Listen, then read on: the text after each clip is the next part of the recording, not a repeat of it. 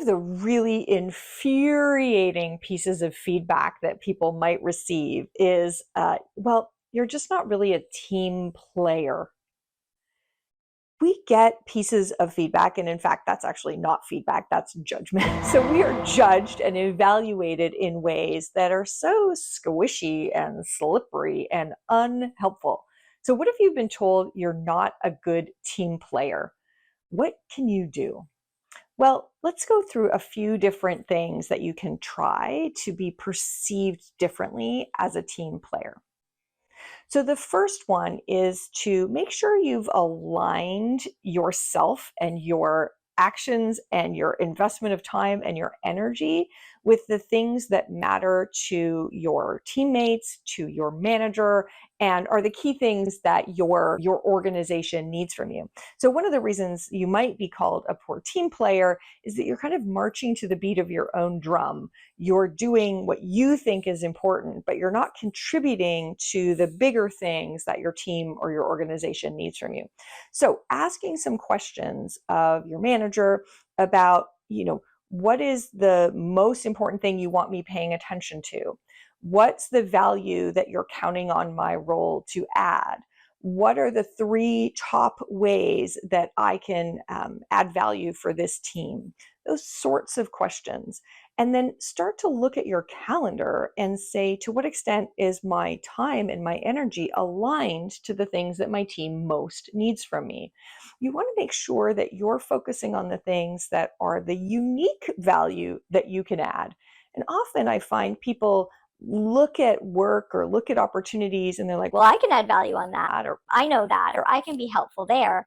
but they end up getting into the weeds, adding value on things that's not their unique value and not what their team is counting on them to be doing. So, really, really, really important. If you have been told you're not a good team player, make sure that your energy, your attention, and your time are focused on adding the value that the team is counting on you to add. A second thing that may be causing you to get that judgment that you're not a good team player is that you don't do a good job of balancing your contribution relative to other folks on the team. So I see a lot of people who really lose points on this one.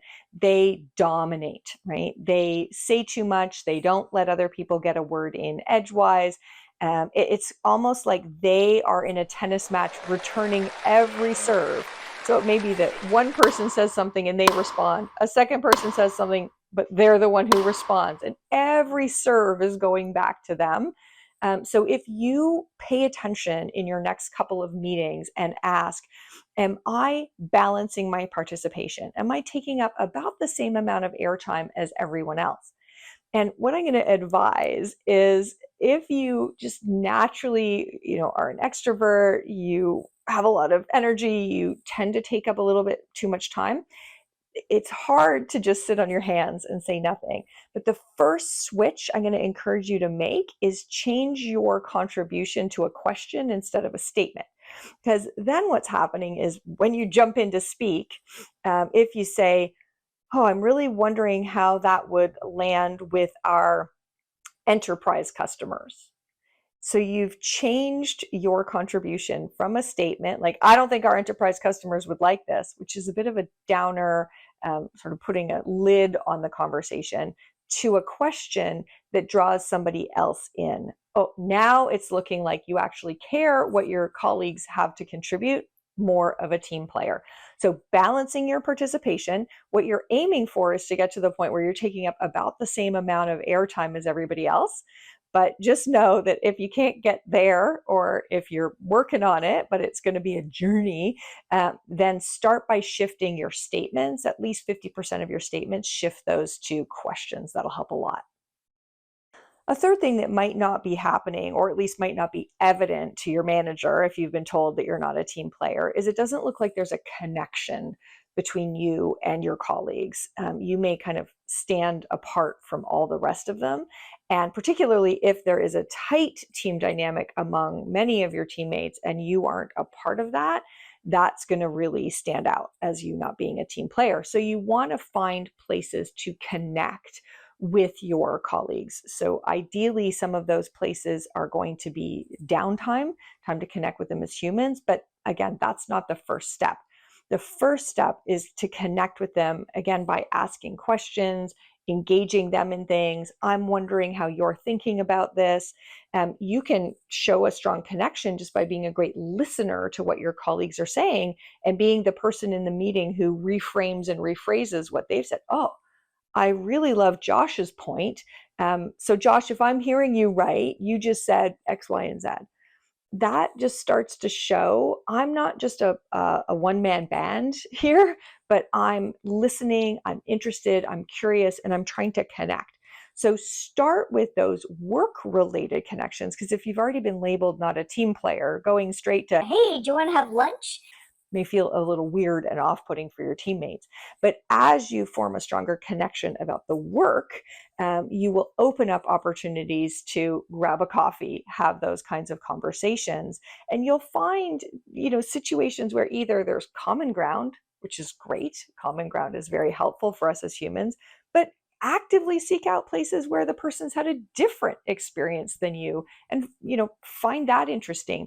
Look for some insight from there. But all of those things that say, I value and want to be a part of a team, I empathize and listen to their experience as opposed to just trying to make sure they understand my experience, all of those things are going to have you perceived as more of a team player. So that connection matters a lot. Now, the fourth one is a bit of an advanced one, but what you want to do is demonstrate that it's okay to disagree, to diverge, to have diverse thoughts, because you can be a good team player at this sort of lower level, which is you Get along. and treat everyone nice, but that's not a very valuable team player.